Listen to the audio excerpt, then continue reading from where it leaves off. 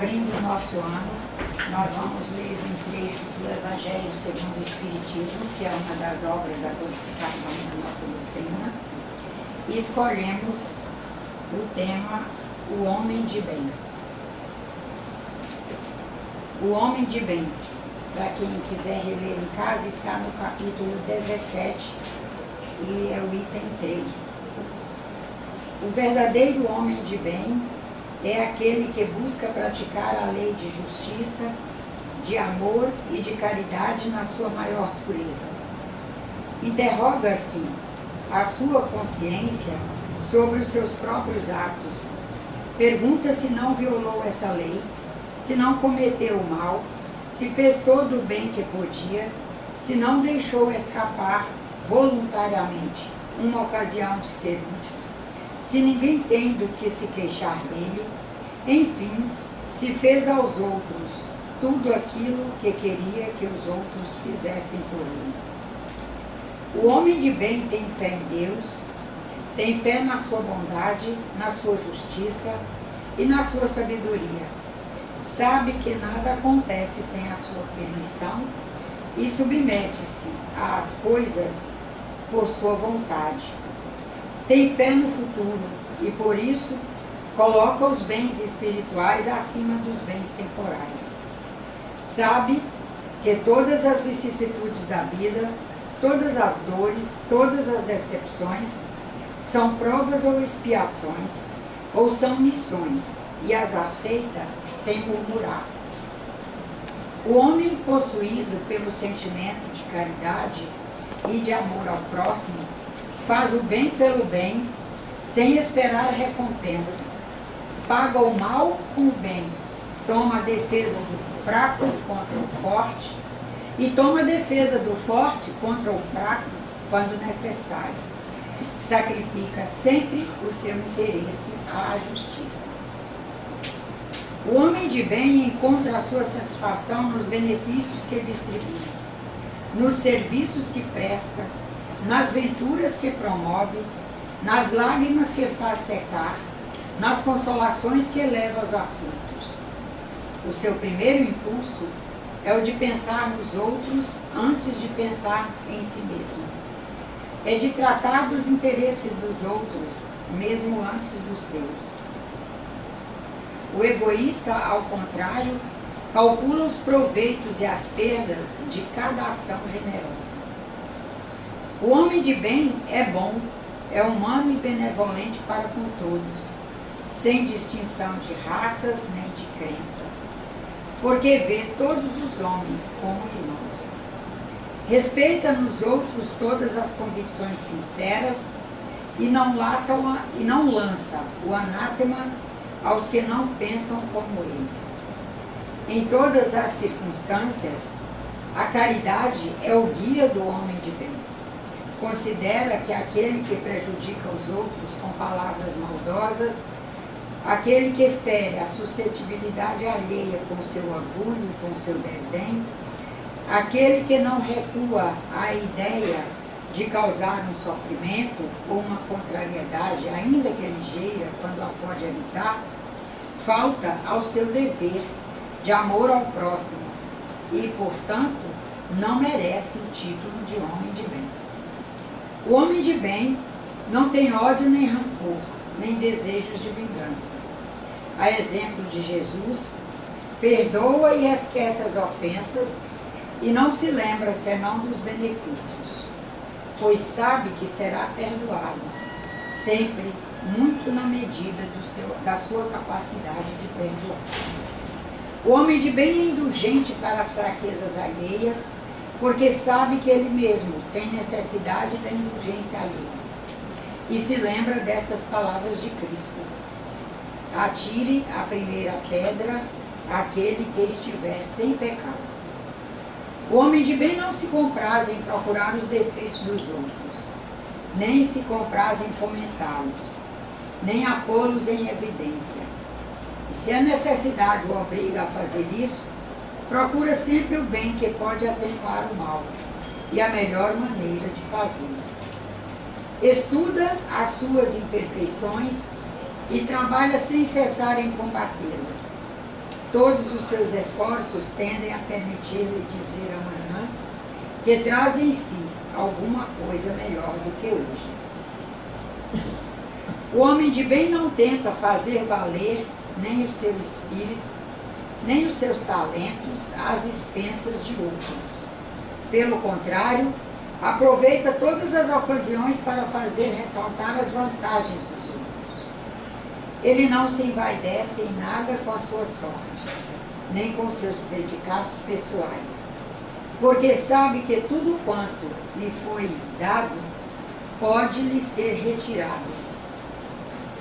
Usa, mas não abusa dos bens que lhe são concedidos, porque sabe tratar-se de um depósito, do qual deverá prestar contas à sua consciência, e que o emprego mais prejudicial para si mesmo que poderá lhes dar é pô-lo a serviço da satisfação de suas paixões. Se nas relações sociais alguns homens se encontram na sua dependência, trata-os com bondade e benevolência, porque são seus iguais perante Deus. Usa sua autoridade para erguer-lhes a moral, e não para esmagar com seu orgulho. E evita tudo quanto poderia tornar mais penosa a sua posição de subalterno. O subordinado, por sua vez, passará a compreender os seus deveres os deveres da sua posição e terá o escrúpulo de procurar cumpri-los conscienciosamente. O homem de bem, enfim, respeita nos seus semelhantes todos os direitos que lhes são assegurados pelas leis da natureza, como desejaria que os seus fossem respeitados. Esta não é a relação completa das qualidades que distinguem o homem de bem, mas quem quer que se esforce por possuí-las e cumpri-las, estará no caminho que conduz às demais.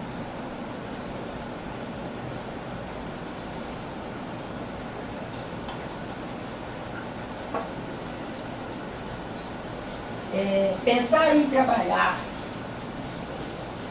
em abrir o nosso ano, fazendo uma reflexão sobre o processo da ação mediúnica na prática de vida, uma vez que todos temos já a consciência de que todos somos médiuns, que até bem pouco tempo era chamado de médium, eram chamados de médiuns apenas os médiuns pontuais, ou quem trabalhasse o espiritismo, então dizia médium.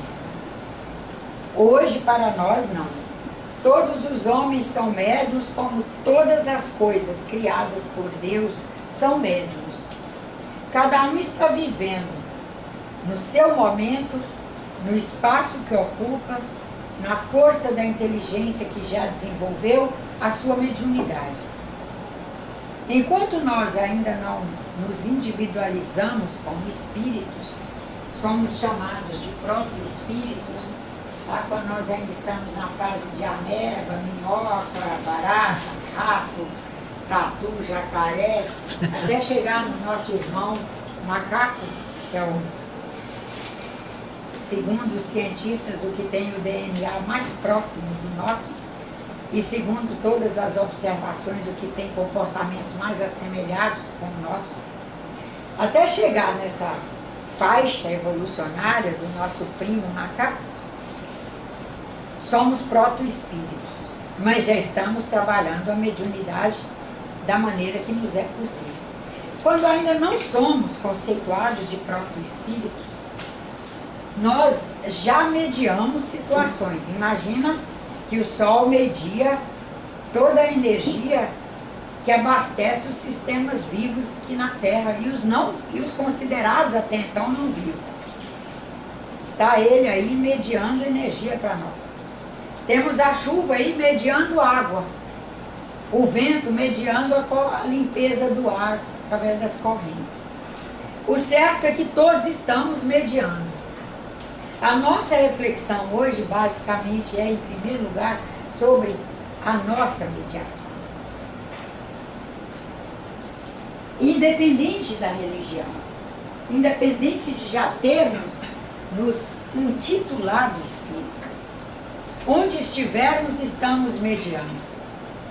Como estamos vendo esse processo dessa ação mediúnica nas nossas práticas? Estamos o tempo todo fazendo práticas. O espírito, na sua constante caminhada do aprender a ser, é o seu aprimoramento moral. É o espírito aí aumentando o seu acervo de conhecimento, seu acervo de sabedoria. E aí a primeira reflexão, quem sabe, seja como nos concebemos enquanto médiuns. Qual é a concepção que eu trago de mim? Em primeiro lugar, as mediações com relação a nós mesmos. Como eu tenho buscado mediar a alegria no meu coração. Nós temos que portar a alegria. E é uma portabilidade que não deve ser opção. Nós temos o dever de ir nos catequizando diuturnamente para portar essa alegria. Primeiro porque somos homens do século XXI e sabemos que o espírito que aqui está encarnado, ele está o tempo todo plasmando as novas células para fazer a atualização do instrumento do qual ele, apesar de ser o ator, o autor, ser o escritor da história, ser o ser em si, durante a encarnação, ele, com toda essa, vamos dizer, majestosa condição, ele é dependente desse instrumento. Não há encarnação sem o corpo. E o espírito aí, o tempo todo, plasmando as novas células.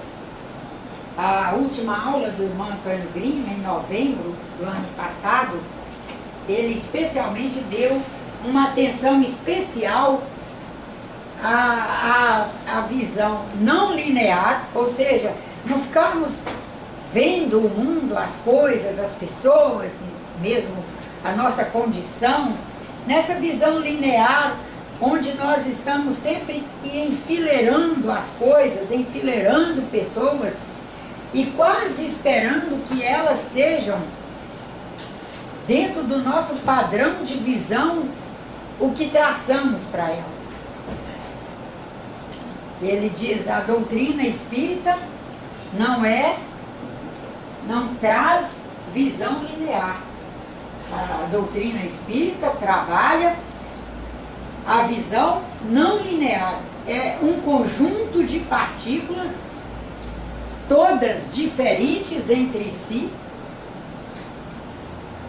numa não linearidade, porque essa condição de diferentes entre si e não linear, e numa condição não linear, é que vai permitir que nós estejamos o tempo todo acessando e conseguindo realmente nos colocar sob o influxo de toda a energia da Terra.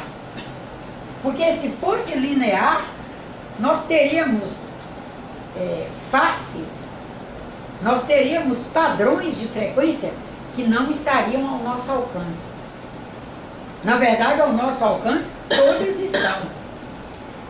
Esse espírito que aqui está encarnado, o tempo todo, numa de suas funções ligadas ao corpo, plasmando a condição para a materialização de novas células, ele depende do corpo e o corpo depende dele, numa visão transdisciplinar de trabalho intenso, onde todas as nossas ações influenciarão em todos os nossos processos pessoais. E todas as nossas ações influenciarão em todos os processos de todas as pessoas.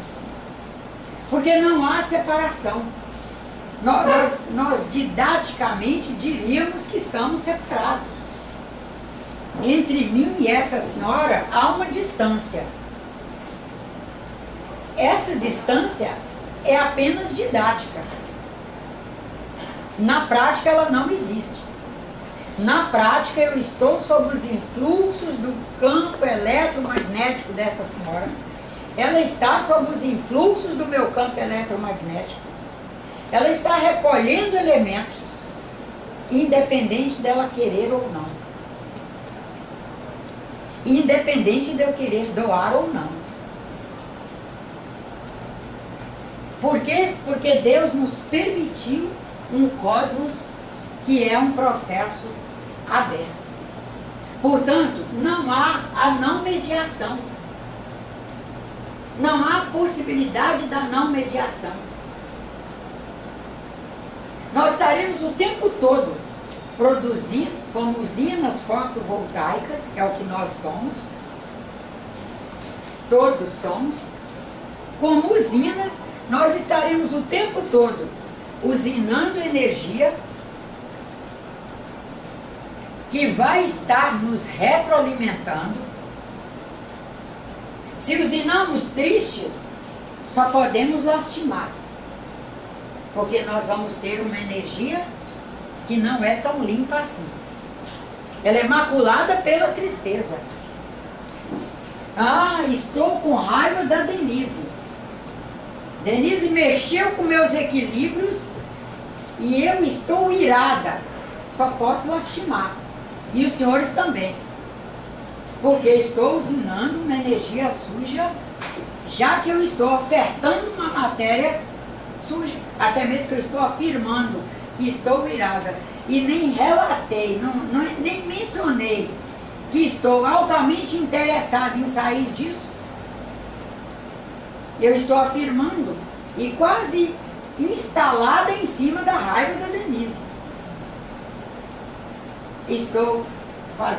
Estarei fazendo uma mediação, em primeiro lugar comigo mesma, extremamente prejudicial ao meio onde eu estou e, portanto, a todos os seres que ocupam esses espaços conosco. Essa energia que estamos usinando, ela sai, primeiro, qualificada por nós mesmos. Ela não é uma energia sem identidade. Ela é identificada. Identificada, nós vamos disponibilizar, nesse processo de mediação nosso, nós vamos disponibilizar, porque nós consumimos uma parte da energia que produzimos. Só uma parte. Da economia energética, todos nós produzimos X, nós não consumimos X. Nós consumimos menos, um volume menor do que X. Parte da que produzimos, dissipamos. O sistema é aberto.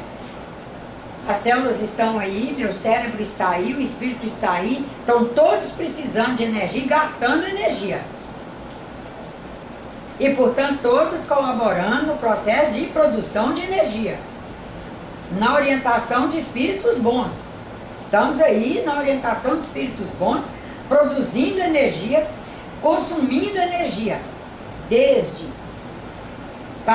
Desde a função de alimentar os processos de reprodução celular, maturação de células novas, alimentar o processo de sentir, alimentar nosso processo de pensar, nosso processo de querer, nosso processo de afetivamente nos ligar aos nossos irmãos e afetá-los com o que temos dentro de nós. Se fazemos ali uma portabilidade de coisas boas, afetamos com coisas boas. Se fazemos com coisas ruins, afetamos com coisas ruins. Isso tudo nós estamos gastando energia e produzindo. E é simultâneo. Essa energia que dissipamos, vai viajar por sintonia. Ela vai alcançar todos os que se compatibilizam com ela, vai informar, vai se combinar com as de nossos irmãos, por afinidade, ela vai se carregar e vai retornar à origem. Nosso maior objetivo hoje é nos sensibilizar ao retorno que será naturalmente, não é será, que é naturalmente feito diuturnamente. Não há possibilidade da perda cósmica por aí. Ah, sim, a Nájila emitiu um feixe de energia que por descuido saiu sem a sua identificação. Vai se perder no cosmos. Segundo os espíritos, isso não acontece. Ela retornará à origem. Como a nossa cultura é uma cultura nova, nós somos um país, imagina a descoberta em 1500, ontem, né? Ficou sem ser ocupado até praticamente 1800, ocupação que nós falamos em termos de cultura, né? Vinham umas pessoas trabalhar, carregar, levar, explorar, mas como cultura é a partir da vinda da família real. É Dom João VI chegando ao Brasil com todas as suas malas, com toda a sua tropa, com artistas, com artesãos, com servos. Aí começa a produção, inclusive, da nossa arquitetura e tudo. Tinha que criar condições para aquela família, inclusive, se divertir aqui. Não só morar, porque não tinha nada disso. Ali começa a construir uma cultura, que num primeiro momento não é nacional. E nós estamos aí nacionalizando essa cultura que é embrionária. Como ela é uma cultura embrionária, ela ainda não se estabeleceu no sentido de ser uma cultura que já faz a prática da meditação. Graças a Deus já temos aí muita gente sensibilizando-se e sensibilizada, e academias buscando não só orientar, como instruir, como trabalhar mesmo a meditação, a reflexão e etc. Mas ainda não somos uma cultura meditativa. Com essa cultura não meditativa, quase não reflexiva, não fazendo reflexão e não fazendo meditação, nós ainda estamos na fase que atribui muito a terceiros os inconvenientes da nossa vida.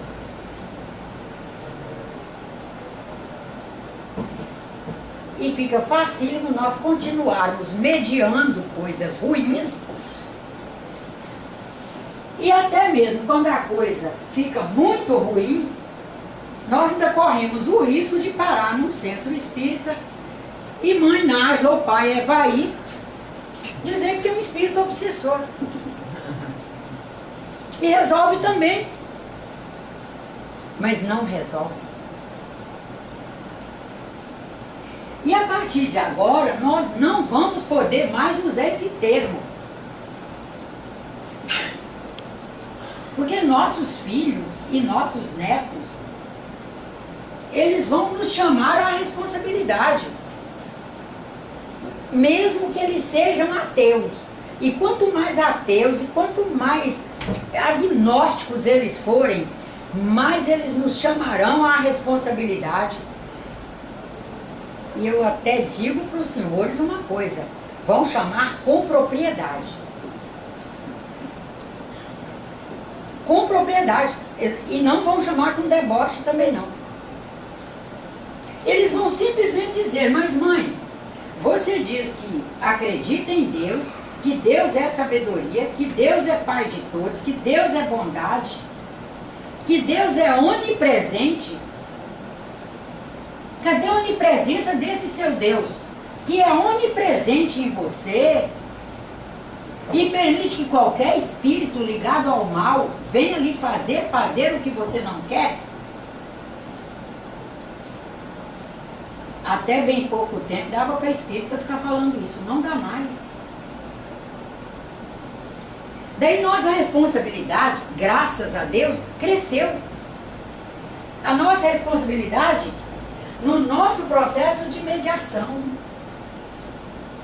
O que eu estou mediando.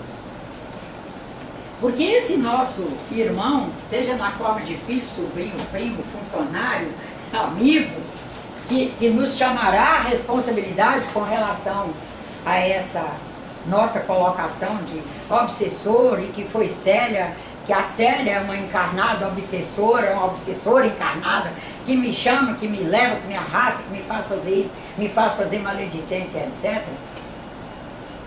Esses meninos que estão aí nos mostrarão a seguinte coisa. Olha aqui, mãe. Você não é grudada em ninguém. Você mesma pratica uma religião que fala de livre-arbítrio, que fala de individualidade do espírito, que o espírito é único, que ele tem a liberdade de arbitrar a sua vida. E como que você me afirma isso? Aí a gente vê que ele já traz nele, por toda essa conjunção de filósofos, de cientistas, de produtos tecnológicos, mostrando e trazendo e artigos maravilhosos na área da física quântica, a visão dele já é quântica.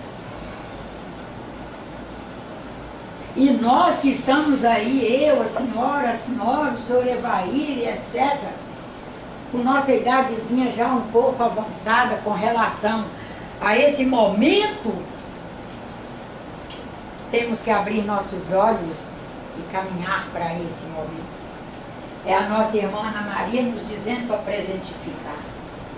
Nós temos que nos presentificar no momento em que vivemos. E aí toda a nossa ação mediúnica é revista. Não dá mais para atribuir a terceiros. Não dá mais para eu dizer que a minha angústia é um espírito que vem e que ele é angustiado. Não dá mais para dizer que eu sou angustiada porque a casa que eu moro, o espírito morreu. O espírito que habitava ali encarnado desencarnou, mas que não foi para o polissistema espiritual, que o pai Evair falou que o espírito está agarrado na casa. Não vai dar falar mais nada disso. Que eles vão dizer também, mas espera aí, espírito precisa de casa? A gente só volta para nossa casa todo dia. Primeiro a gente precisa até de porta para nos fechar dentro da casa, porque precisa proteger de sol, de chuva, de vento, de outras pessoas que poderão vir, levar o cobertor que a gente tem para nos cobrir, para nos proteger, levar o havaiana, a bota de andar na chuva e etc. É por isso que a gente volta para uma casa. Espírito desencarnado não precisa ficar grudado, ele é energia. Ele alcançou toda a sua liberdade. E com um detalhe, o próprio Espiritismo que a senhora professa, mãe, diz que há equipes espirituais maravilhosas para ajudar no desencarne, orientar, antes de orientar, acolher o desencarnante, o recém-desencarnado, acolher, proteger, orientar, encaminhar e ajudá-lo a integrar, pela frequência que ele é, os melhores grupos de trabalho para ele. Então, nossa primeira ação mediúnica hoje, hoje, que eu digo atualmente, é compreender nossa condição de espírito encarnado, dependendo do instrumento que se chama corpo físico, que também recebe esse nome por pura didática, porque para o espírita de hoje não há o espiritual e o não espiritual, porque não há mais o conceito de energia e não energia. O que nós temos hoje na nossa mão,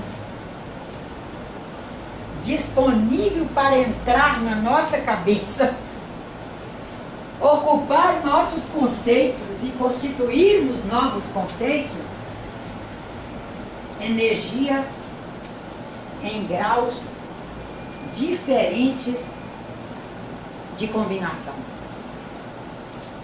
Só isso.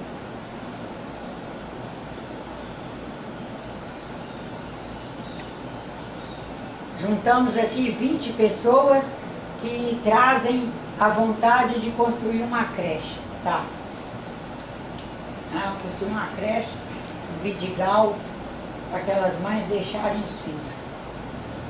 Antes era uma só, era aquela senhora. Ela pensava isso, pensava, mas, nossa, eu sozinha, vou começar como? De onde? Arrebanhar dinheiro? Como é? Aí pensou. Um dia, semana mesmo, encontrou essa senhora no ponto do ônibus indo trabalhar, sentaram juntos, começaram a conversar, porque tem vontade de fazer isso, fazer aquilo, mas não sei como. Ah, pois é, mas eu também tenho, e sabe que minha chefe também tem, e sabe que conversando com meu primo é engenheiro, e conversei com ele falou que o dia que precisar, que ele assina os papéis para nós. Ah, pois é, mas olha como é que vai ser. Aí chega na loja de material de construção, fala do projeto, ó, ajuda não posso te dar não, eu te dou um desconto nas coisas, eu vejo quanto que dá para compor, e quando você olhar, você somou a energia, outro, já se somou energia antes e construiu areia, já se somou essa energia, essa areia, que é energia, alguém já conseguiu colocar em blocos e forma uma coisa que chama tijolo, barro, que é energia, mas estava lendo na forma solta, alguém já conseguiu molhar, pôr numa forma e construir telha. E estamos o tempo todo aí, manipulando energia. Transformando nas peças necessárias ao que ali queremos fazer. Com espíritos bons nos orientando o tempo todo. Vivendo, graças a Deus, quanticamente, a liberdade de interagir com absolutamente todas as partículas. Todas. O nosso grande trunfo, nos identificar.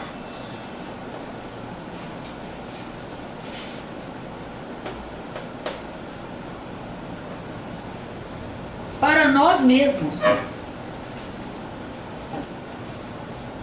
Os outros nos identificarão de acordo com a identificação que nós fizermos para nós. Porque é isso aqui que nós vamos seguir. Eu vou me identificando como preguiçosa. De preguiçosa eu passo para indolente. O indolente tem que ser explorador dos espaços de terceiros e dos recursos de terceiros. É um explorador injusto. Aí cada um que me encontrar vai ler um desses perfis em mim e vai afirmar. Um vai dizer, a Nádia é preguiçosa, o outro vai dizer, ela é indolente, o outro vai dizer, exploradora, o outro vai dizer, ela é abusada. Hã? Mas eu venho me identificando naquilo.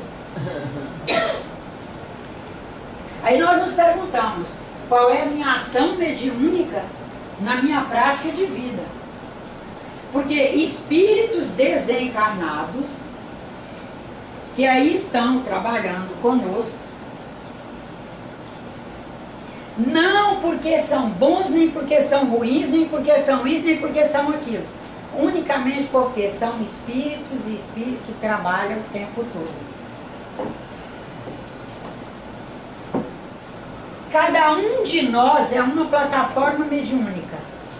E cada espírito desencarnado é uma plataforma mediúnica. E a nossa pergunta é: que plataforma mediúnica quero ser?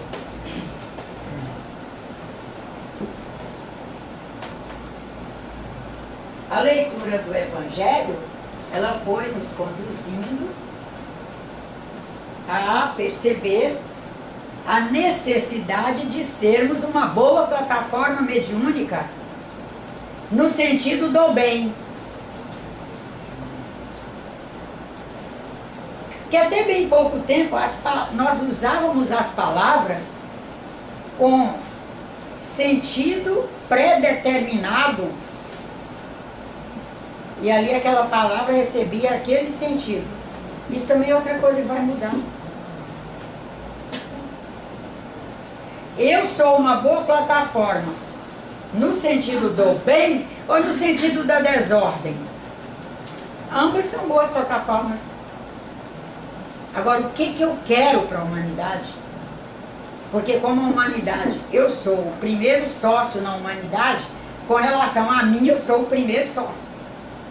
Não é com relação aos outros, não. Com relação a mim. Com relação a mim, a minha vida, minhas questões, minha administração, meu sucesso em matéria de saúde ou sucesso em matéria de doença, porque tudo é sucesso.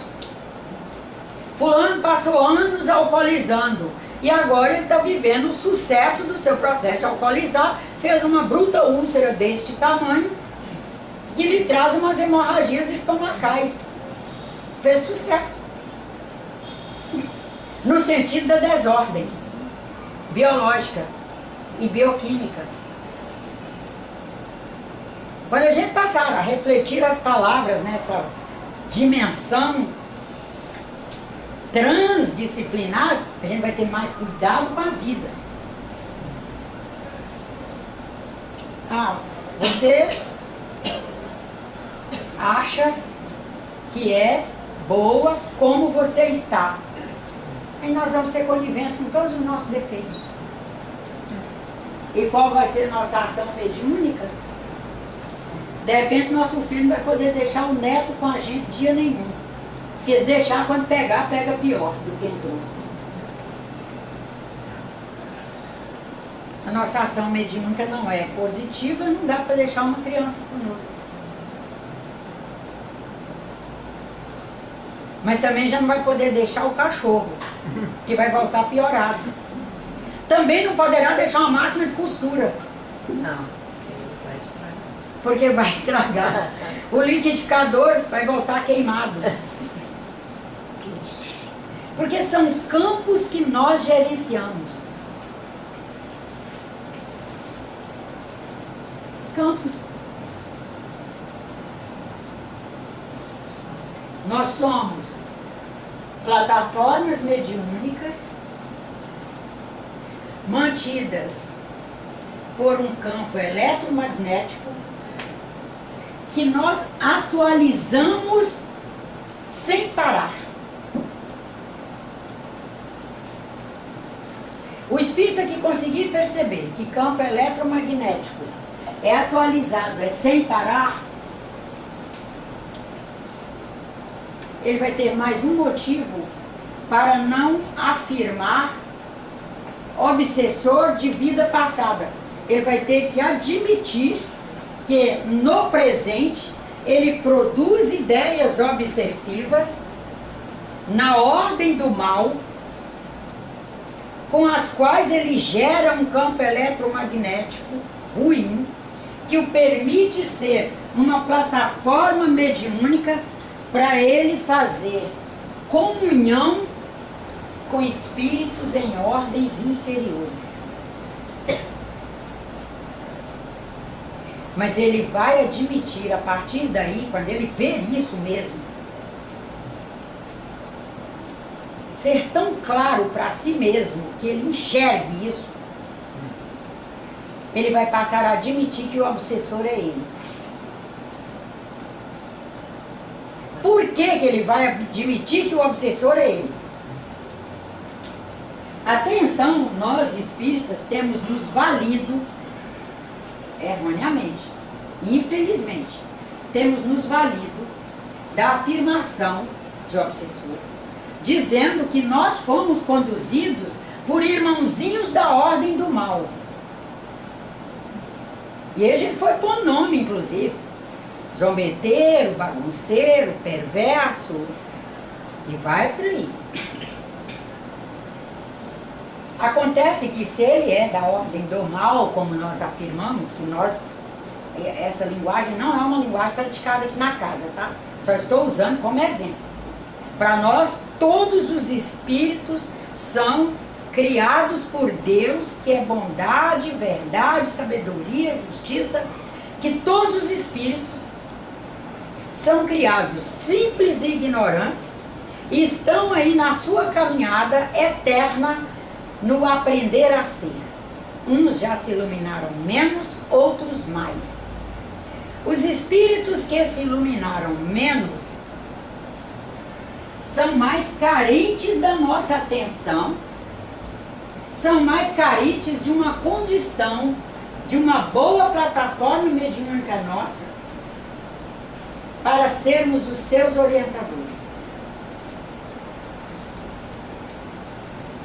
Porque todos os anais de estudos e de pensamento mostram que quem tem mais doa para quem tem menos. Quem tem mais poder sobre quem tem menos. E que a luz ilumina a treva. Qualquer artigo de física que a gente chegar, não é a treva que invade a luz. A treva pré-existe e a luz chega. E também não estamos falando de treva no sentido do mal, não. Nós estamos dizendo treva, falta de luz. Onde há falta de luz, chega a luz. Se eu me coloco na condição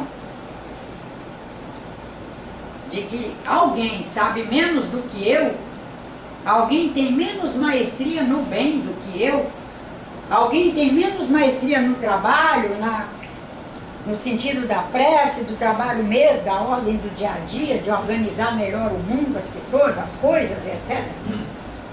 Isto significa que eu sou capaz de ajudar essa pessoa. Inclusive ajudá-la dizendo: eu não trago condições de ser o seu orientador, porque eu não trago maestria para isso. E ali cada um vai para o seu lado.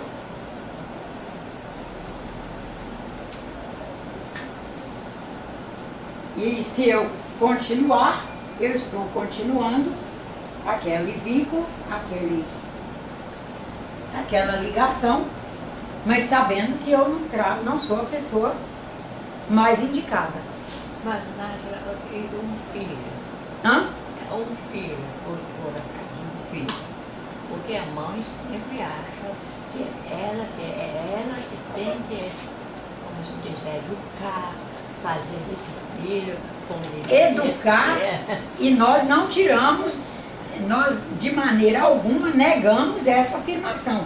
A mãe e o pai são os primeiros educadores de quem trouxeram ao mundo. Mas qual é o período que nós educamos na ordem mais prática ali de imposição verbal e de comportamento, etc. Qual é o período? Qual é o período que o Código Civil dos países admite que uma pessoa é adulta? 21 anos. 21. Eu penso que é 18, não? Hã? É, 18, mas pleno é 21. E alguns espíritos que chegam aqui, e aí nós já estamos indo para a esfera dos encarnados. Alguns espíritos eles vieram para os nossos lares no sentido de semeadura, e nós vamos ter que, ao longo do tempo, ir admitindo, e ao longo do tempo, fazendo o nosso máximo, mas aprendendo a admitir que algumas coisas nós somos semeadores, que quem sabe não veremos frutificar. E admitir que somos semeadores é uma grande coisa. Primeiro, porque nós nunca vamos dizer para nenhuma amiga, nenhuma tia, nenhuma mãe, nenhum amigo, cunhado, marido, já cansei de falar com ele. Nós somos semeador. Semeador está semeando todo dia. Semeou uma semente, não nasceu, semeia de novo, semeia de novo, semeia de novo. Mas nós vamos também aprendendo a mudar a didática. A didática que eu semeio numa criança de 5 anos. E daí essa criança de 5 hoje tem 10. Depois ela tem 15, depois ela tem 20, depois ela tem 40. A didática é a mesma? A maneira de semear é a mesma? Há coisas que depois de adulto nós saberemos que nós vamos semear com a pressa. Há coisas que a gente não vai poder nem falar nunca mais. Porque falar verbalmente, falando de verbalizar para aquela pessoa, verbalizar para ela é pior. Mas nós deixamos de ser educadores quando nós usamos o maior recurso de diálogo que existe, que é a prece. Ele é um diálogo meu comigo mesma, com o meu Criador, com meus orientadores espirituais. É que às vezes nós atrelamos muito o conceito de educação com verbalização. E quando paramos de falar, até por pressões sociais, nós imaginamos que estamos nos omitindo. Mas não estou dizendo que a gente vai cruzar os braços só na prece. Estou dizendo que existem situações que o recurso é a prece, mas que se nós fizermos para valer, nós veremos resultados. A questão é a persistência, a disciplina para haver continuidade. Paciência. Mas só faz disciplina, persistência para haver continuidade atrelada à paciência. Porque paciência não é pôr a mão posta e dizer amém. É na ciência do dia a dia, em paz dentro de você, colocar a energia necessária para construir aquilo quanto tempo for necessário. Estamos todos nós aqui assentados, os senhores pacientemente ouvindo, gostando ou não, estão aí ouvindo. Há quantos anos estava sendo semeado isso em nós? Será há quantos milhões de anos? Imagina alguns elementos que a pessoa começou a ser semeada há bem menos tempo. E só veio parar reencarnada ali entre nós, porque nós já trazemos isso constituído em nós. Constituído. É que até nisso nós temos que revisar nosso conceito de ação mediúnica. Deus ajude que os senhores não passaram. Passei por casa espírita, que quando um filho apresentava dificuldades no relacionamento ali com a família, no relacionamento com o trabalho, no relacionamento com o zelo, no relacionamento com a colaboração em família, era colocado para esses pais que aquilo é de vida passada, que aquilo é karma, que aquilo é provação, que aquilo é expiação. Eu não ia acreditar agora. Mas deve ter outros. Em momento algum é colocado que ali há um processo missionário. Mas que missão difícil. Mas quanto foi difícil, por exemplo, vamos pegar aqui. A gente tem que se dar como exemplo para as coisas ruins, né? Quanto custou a humanidade, por exemplo, me transformar numa pessoa que gosta de trabalhar? Quanto isso custou para a humanidade? Será que a gente tem noção do sacrifício que custou para a humanidade transformar uma pessoa em alguém que goste de trabalhar?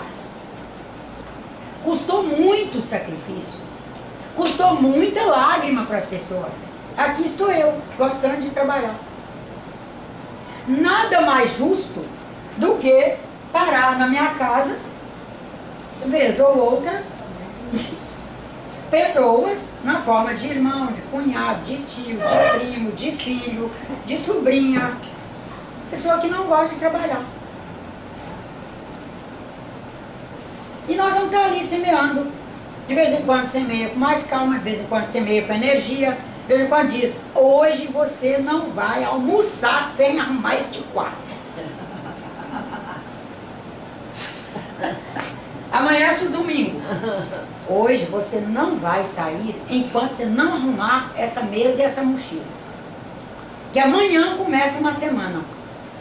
Foi com calma? Interiormente sim.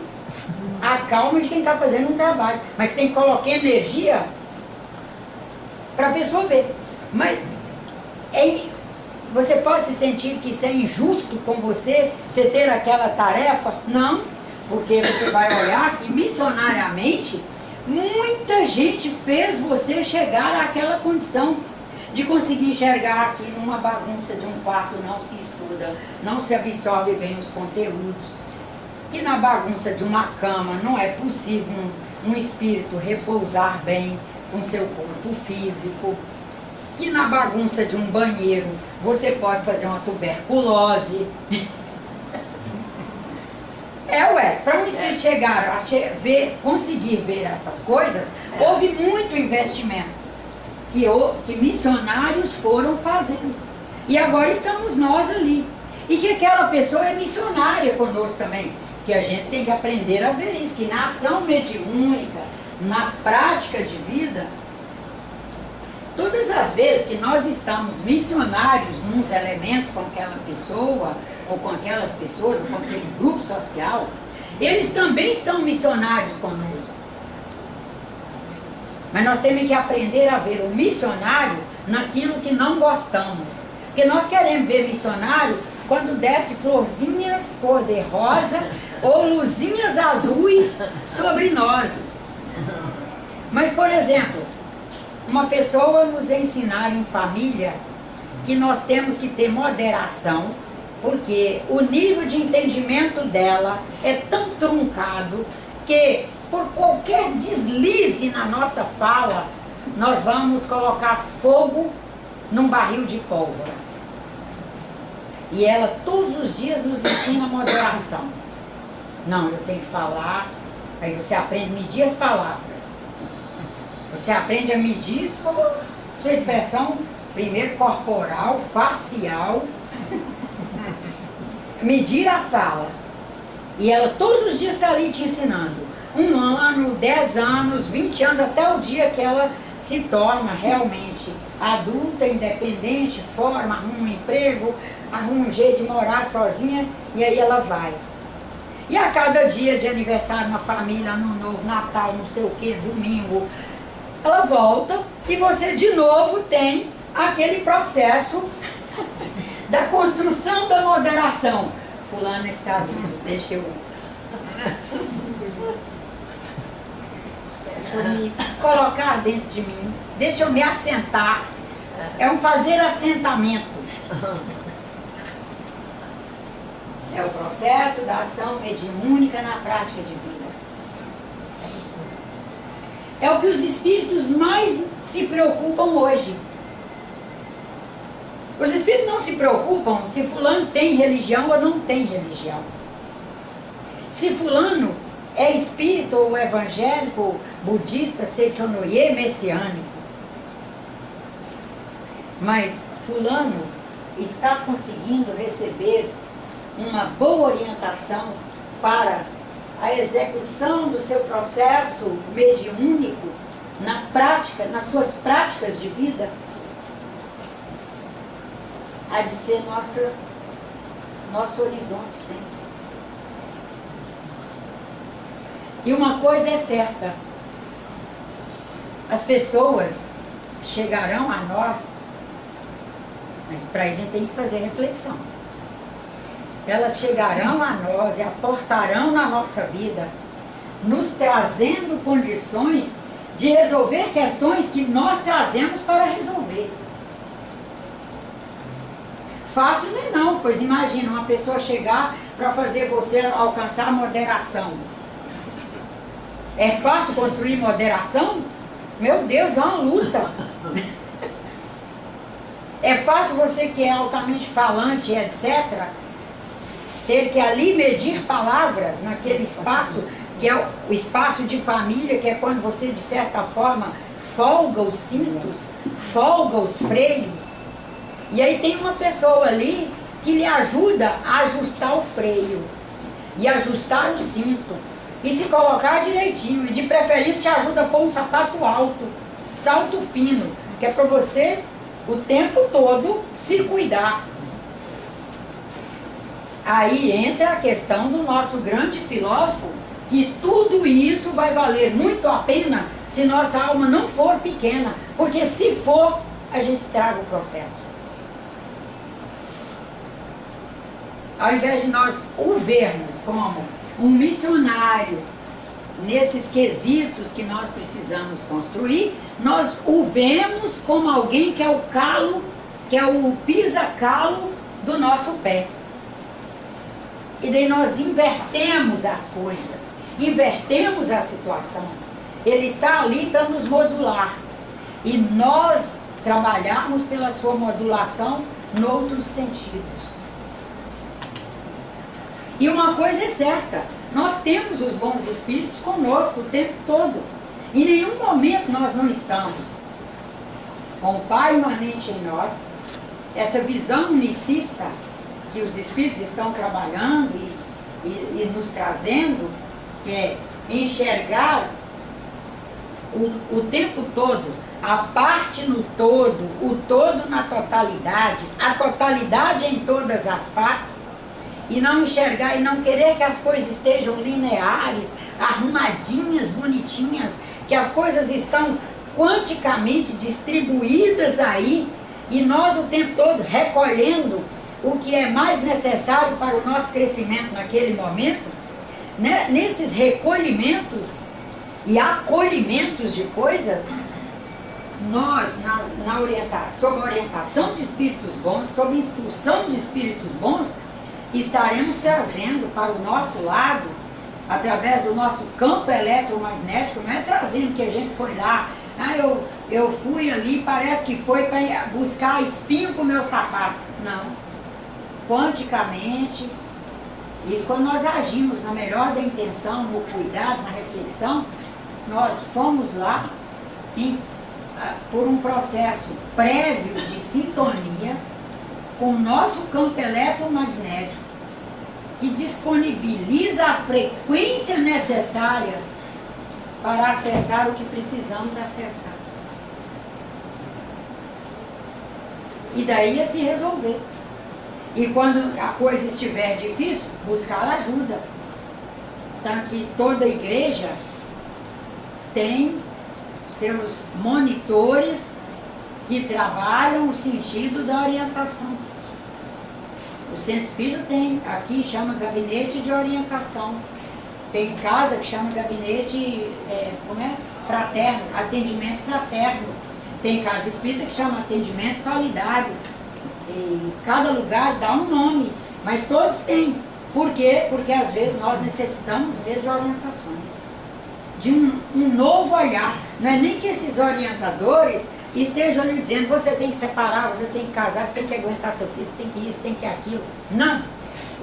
A proposta, pelo menos dos espíritos orientadores aqui da casa, é que nós estejamos o tempo todo solidários e fraternos, atentos em constituir em nós uma massa crítica que nos permita que o nosso canal da intuição esteja aberto para, nesses encontros, ir abstraindo das informações que os espíritos nos trazem, o que devemos falar ali, no sentido de trazer um novo olhar para aquela pessoa. Ela fazer um novo olhar. Ela fazer um novo posicionamento. Ela poderá, às vezes, sair do atendimento até achando que não valeu a pena. Só que ali já estabeleceu um momento e ela já constituiu condições para um nível de uma captação de uma frequência que vai chegar com uma informação com a qual ela vai, somada ao seu acervo, são os registros informacionais que ela está trazendo, fazer na movimentação ali, um novo ordenamento. E aí sim ela enxerga por onde ela deve começar a trabalhar. Porque os filhos não podem ser pessoas que vêm para não nos ensinar e que não seja para nós os ensinarmos. Senão a teoria da evolução seria falha. Ué, um filho que chega em minha casa, só é beleza, é só moleza. Esse aqui nunca me deu problema. A gente pode saber que quando acontecer uma informação dessa, na maioria das vezes, ela é falsa. Está sendo no sentido de comparar com uma que traz mais dificuldades para aquela pessoa, e daí ela diz, esse só me dá problema e esse não traz nenhum. Mas na verdade, o que não traz nenhum está trazendo também. Porque está trazendo o problema da pessoa nem enxergar quais são suas reais necessidades. E que na ação mediúnica ali, ela não está sendo o mais vertical possível. Ela pode estar sofrendo uma inclinação. E essa inclinação poderá ser danosa no futuro. Porque o processo mediúnico, só para encerrar nesse momento, o processo mediúnico, o exercício mediúnico, a faculdade mediúnica em ação para valer, ela sempre vai estar trabalhando o presente, o passado, o presente e o futuro. Ela não é uma coisa só de presente. Com o acervo que trazemos do passado, é o acervo, fizemos o acervo. E fizemos vínculos com espíritos, amigos, orientadores, em momentos anteriores. Estamos aqui vivendo um presente, já constituindo o futuro. Eles estão sempre interligados. Há pontos de interseção o tempo todo. Enquanto quando nós fazemos processos místicos, esotéricos, processos sacros, sem a devida atenção, nós podemos estar trabalhando numa visão que a gente fica valorizando muito o passado, mas que a gente faz isso aqui. A gente não coloca uma atenção maior para o futuro. E nós temos que, no presente, já estar atentos no sentido da constituição do futuro. Não pode ser isso aqui, olha, onde o futuro está aqui solto por acontecer. A visão espírita é, o futuro está aqui. Já há uma interseção. E tem que ter uma visão, uma visão no passado, o que pode, um ato seu, qualquer coisa que vai desdobrar na cultura. Não? Isso. Então tem que ser desdobramento. Não. Se a gente tem o máximo de cuidado no presente, nosso grande problema é que às vezes a gente meio que desequilibra no presente, não é nada fácil mesmo.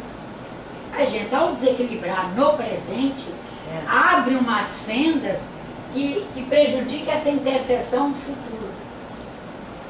Aí a gente tem que ir se observando muito para a gente não permitir abrir fendas que o futuro fique inadministrável. Por exemplo, o caso aí do exemplo do filho, que a senhora trouxe, né, de filhos. Eu não posso permitir uma sucessão de dias sem avaliar direito meus comportamentos, minhas atitudes, do pai, da família, de quem chega ali, de orientação, porque a orientação vai estar na nossa mão e fazendo. Chega um e diz, mas você é homem, você lava vasilha, você tem que interceder.